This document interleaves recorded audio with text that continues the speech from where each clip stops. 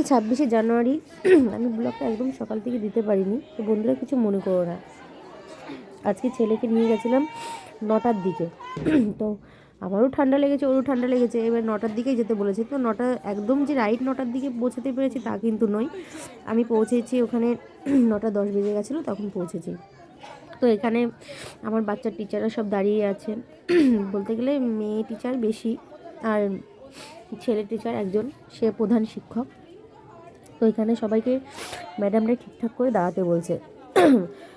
অনেক বাচ্চা কাচ্চা, তো এবার গার্জেনরা তো কেউ অ্যালাউ নেই, পাশ দাঁড়িয়ে থাকতে পারে, তাছাড়া তো ভিতরে তাদেরকে ঠিক করার জন্য ঢুকতে পারে না। এর জন্য এখানে ম্যাডামরা দাঁড়িয়ে আছে, আর এখানে বাচ্চাদেরকে প্যারেড করাচ্ছে প্রথম গিয়ে। তো এখানে প্যারেড করাচ্ছে প্রথমে ওদের মানে হেড মিস, তারপরে বাচ্চারা তো দাঁড়িয়ে আছে, ওরা যার যার মতো সেই এক একজন এক এক রকম করতে, মানে লাইনটা ভালোভাবে দিতে পারছে না। এটাই ওদের বাচ্চাদের কি সমস্যা হয়ে দাঁড়াচ্ছে, বুঝেছো? দেখো এক একজনের পা এক এক রকম হচ্ছে। এই জায়গাটায় বাচ্চাদের বন্দের মাতরম গানটা গাওয়াচ্ছে আর পতাকাটা উত্তোলন করছে।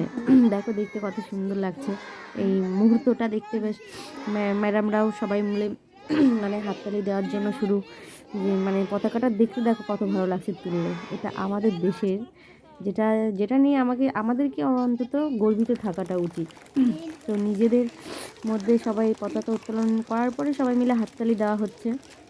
প্রধান শিক্ষক দাঁড়িয়ে আছে আর তুলেছে আর একজন, তাকেও দেখানো। তো এই জায়গাটায় পতাকা উত্তোলনের পরে বাচ্চাদেরকে গাওয়ানো হচ্ছে কি জাতীয় সঙ্গীত, আমাদের দেশের আর কি জাতীয় সঙ্গীত। ম্যাডামরা ঠিকঠাক করে দাঁড়ানোর পরে ওদেরকে দিয়ে গানটা গাচ্ছে। তো সবাই তো বাচ্চারা যেহেতু সেরকমভাবে গাইতে পারছে না, কেউ আগে পিছিয়ে গাওয়া হয়েছে, কেউ আগে অনেক আগে গেয়ে ফেলেছে, কেউ বা পরে গাচ্ছে। তো ম্যাডামের তালে তালে বাচ্চারা সবাই মানে ওরকমভাবে দিতে পারছে না, এটাই ওদের সমস্যা। তারপরে এই ম্যাডাম বক্তব্য দেওয়া শুরু করেছে। ইনি বক্তব্য দেওয়ার পরে শুরু হচ্ছে হেড স্যারের বক্তব্য। এটা হলো হেড স্যার ওদের। তো শুভ সন্ধ্যা বন্ধুরা, তোমরা সবাই কেমন আছো? আশা করি তোমরা সবাই ভালো আছো। তো আমরাও ভালো আছি, আবার ভালো নেই বলতে পারলেও হয়, কারণ খুব ঠান্ডা লেগেছে, চোখ দুটোতে জল জল বেরিয়ে আসে, গলা বারবার খুসখুস খুসখুস করছে। তো সকালবেলা তোমাদেরকে সেরকম শুভ সকাল টকাল কিছুই জানানো হয়নি, তো এই কারণের জন্য মানে ব্যস্ত ছিলাম।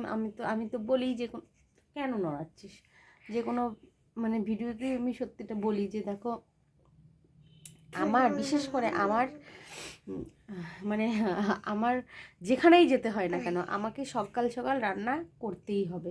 এই কারণের জন্য আমার বরকে টাইম বাই টাইম খেতে দিতেই হবে, সেই কারণের জন্য জাস্ট আমাকে সকালবেলা রান্না করতে হয়, কিছু করার নেই। তো তার জন্য রান্না করে তবুও ওর স্কুলে গেছি রান্না। আমার বৌদিকে বললাম তুমি আমাদের বাড়িতে আসো, কাছাকাছি তো বাপের বাড়িতে। বৌদি আসলো, ওর শার্ট মার্ট পরিয়ে দিল, স্কুলের ইউনিফর্মগুলো। তারপরে আমি বললাম তোমরা যাও, আমি আসি। ভাতটা নামিয়ে তারপরে আমি দৌড়াতে গেছি সাইকেল নিয়ে, যে আগে ওখানে যাই, কারণ ওকে বৌদি দুজনকে একবারে সামলাতে পারবে না, দাদার মেয়ে আবার আমার ছেলে। তো সেই কারণের জন্য সকালবেলা আমি ব্লগ দিতে পারিনি।